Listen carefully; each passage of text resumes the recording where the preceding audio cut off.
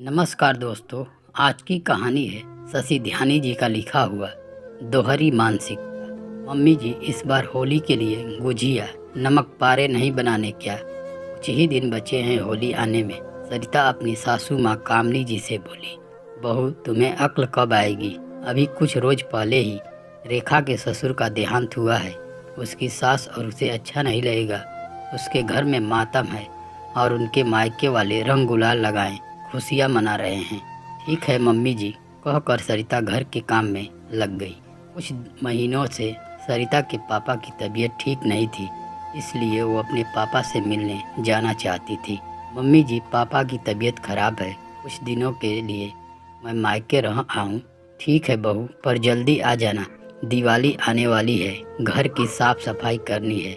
जी mummy जी, पापा की तबीयत में सुधार होते ही आ जाऊंगी। लेकिन सरिता के पापा की तबीयत में सुधार नहीं हुआ और कुछ दिनों बाद उनका देहांत हो गया। सारे क्रियाकर्म निपटा कर सरिता ससुराल आ गई। सरिता के आते ही दूसरे दिन कामनी जी ने उसे हुक्म सुना दिया, बहू जो होना था हो गया, दिवाली आ रही है, घर की साफ सफाई भी करनी है।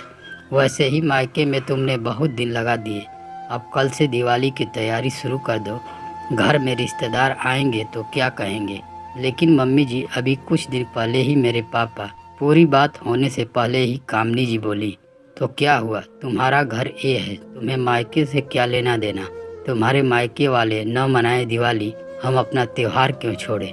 सरिता की आंखों में आंसू भर गए। मम्मी जी, कुछ महीने पहले आपने होली नहीं मनाई क्योंकि रेखा के ससुर जी का देहांत हो गया था। वो भी तो दूसरे घर की बहू है, वो इस बार घर की बेटी है और बेटी के सुख दुख में उसके घर वाले साथ नहीं देंगे तो कौन देगा? तो क्या ये घर मेरा नहीं है? अगर है तो मेरे दुख में आप साथ क्यों नहीं हो? बेटी का मायका कभी न छूटे, इस बात का ख्याल रखा जाता है और बहू को ससुराल में कदम रखते ही मायका भूलने को कहा जाता है।